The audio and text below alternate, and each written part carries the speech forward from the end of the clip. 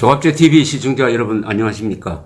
2019년 1월 8일입니다. 저녁 7시입니다. 오늘 세계에서 가장 큰 뉴스는 삼성전자가 반도체의 불황으로 작년 4분기 영업실적이 악화되었다는 내용입니다. 애플에 이어서 삼성마저라는 제목에 붙은 외신 기사가 아주 크게 취급되었습니다. 이것은 지금 세계 경제를 이끌고 있는 두 회사를 꼽는다면 애플과 삼성전자입니다. 애플과 삼성전자. 삼성전자는 잘 아시다시피 이 스마트폰 생산량이 세계에서 1등입니다. 그러나 올해는 삼성전자가 이 스마트폰 내에서는 실적이 좀 둔화되었으나 작년입니다. 작년에는 이 반도체가 참 성적이 좋았는데 이 결산을 해보니까 4분기 그러니까 작년 11, 12월 이 세 달의 반도체가 상당히 판매가 둔화되었다 이렇게 됩니다. 4분기 영업이익이 반도체 실적 둔화의 여파로 10조 8천억 원을 기록했습니다. 약 100억 달러입니다. 정권가의 평균 전망치를 20.2%나 밑도는 실적이었다고 합니다. 그리고 매출은 59조 원이었습니다. 매출은 사상 최고였던 전년 동기에 비해서 10.6%, 직전 분기에 대비해서는 9.9%가 감소했습니다. 영업이익은 전년 동기에 비해서 28.7%가 줄었습니다.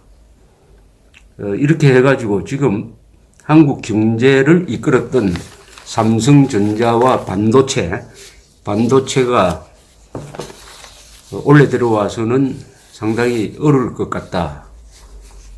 이렇게 되면은 이게 비단 한국 경제뿐만 아니라 세계 경제에 어두운 그림자를 들여오게 되는 것이죠.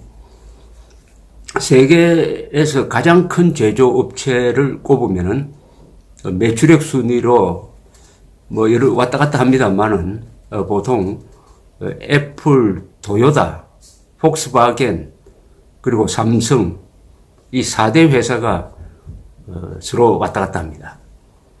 그리고 영업이익을 보면은 삼성이 세계에서 어떨 때는 3등, 4등 할 때가 있습니다. 그러니까 세계 최고의 회사는 애플과 삼성이라고 보면 됩니다. 거대한 기술 집단이죠. 거대한 기술 집단. 애플은 그렇다 치고라도 한국은 산업혁명이 세계에서 가장 늦었던 나라입니다. 산업혁명이 가장 늦었던 나라에서 거대한 기술 집약 산업인 이 전자산업이 이렇게 커지고 삼성전자가 세계 3대 회사 중에 들어가게 되었으니까 이것은 정말 기적이라고 표현하는 것도 좀 저평가라고 생각할 정도입니다. 굉장한 사건이죠. 삼성전자를 생각하면은 우리 한국인들은 좀 미안한 생각이 들지 않습니까? 삼성전자를 이 정도로 키운 이재용 회장은 지금 병석에 있습니다. 그 아들 되는 이재용 부회장은 감옥에서 1년을 보냈어요. 감옥에서. 그리고 항소심에서 풀려났습니다만은 과연 이렇게 최고의 기업인을 이렇게 대우해도 되느냐 하는 생각이 들지 않습니까? 우리나라에서 기업인을 천시하는 것은 이것은 뭐 한두 해의 문화가 아니고 조선조가 바로 기업인을 천시하고 이 물건 만드는 사람을 멸시하고 군인을 멸시하고 또 이 배 타는 사람을 멸시하다가 결국 경제가 쪼그라들어가지고 그렇게 되니까 강력한 군사력도 갖지 못해서 일본의 식민지가 된 것입니다. 그 출발점이 상업과 공업을 멸시했습니다. 멸시하는데 앞장섰던 사람이 바로 산업공상의 사자에 해당되는 과거시험 합격자였어요. 이 과학시험 합격자가 조선조를 망쳤습니다. 지금은 거꾸로 이 기자시험, 사법시험 합격자가 대한민국을 망치고 있는 것이 아닌가 하는 생각이 들 정도로 이 언론인, 검찰, 판사, 정치인들이 기업인을 공격하는데 앞장서고 있습니다. 그런 속에서도 삼성전자가 비록 불황은 불황이지만은 그래도 작년에 매출액이 약 2,500억 달러를 올렸습니다. 2,500억 달러. 웬만한 나라의 GDP와 맞먹습니다. 대부분이 수출로서 기록을 했습니다. 작년에 우리가 6천억 달러의 수출을 돌파를 했습니다. 세계에서 수출액 6위입니다. 중국, 미국, 독일, 일본, 네덜란드, 한국입니다. 영국보다도 프랑스보다도 더 많아요. 네덜란드는 이 원유를 중개무역하니까 실질적인 상품 수출로는 우리와 비교가 되지 않습니다. 실질적으로는 한국이 제5등 되는 수출국입니다. 그 수출에 기여한 품목을 제가 한번 불러드리겠습니다. 이 수출에 가장 큰 기여를 한 것은 삼성전자가 주도한 반도체였습니다. 반도체가 작년에 놀라울 정도의 호황을 누렸습니다. 그러다가 4분기 때 이게 내려앉고 있습니다. 전년도보다 수출액이 29%나 늘었어요. 그리하여 1267억 달러였습니다. 반도체만으로 1267억 달러, 67억 달러를 기록했다니까 대단히 놀라운 거 아닙니까? 아까 제가 말씀드린 29%는 그게 무슨 뜻이냐 하면은 전년 동기 대비, 맞군요. 전년 동기 대비 29%가 늘었네요. 어쨌든 1267억 달러를 반도체가 기록을 했고, 그 다음에 큼직큼직한 걸 보면은 기계 수출이 535억 달러였습니다. 이 기계를 잘 만드는 회사는 제조업의 말하자면 중심되는 나라에 많습니다. 기계 하면은 먼저 생각나는 게 독일 아닙니까? 독일, 일본이죠. 그런데 한국도 어느새 기계 공업의 강국이 되었습니다. 이게 기계 공업이 강하다는 것은 무기를 만들 만한 방위산업의 구조가 있다는 겁니다. 우리나라가 이 기계 공업이 강해진 것은 박정희 대통령이 자주 국방을 할 때 가만히 생각해 보니까 기계 공업을 발전시켜야 되는데 기계 공업 하나만 발전시켜서는 안 되고 중화공업 전반적인 발전이 필요하다 해서 중화공업 육성으로 갔습니다. 기계공업. 그리고 또 큼직한 게 있습니다. 이 석유화학이 500억 달러입니다. 수출액이. 석유화학은 석유에서 나오는 걸로 해가지고 여러 제품을 만들어내는 거죠. 플라스틱 같은 거. 500억 달러입니다. 또 그와 별도로 석유 제품이 있습니다.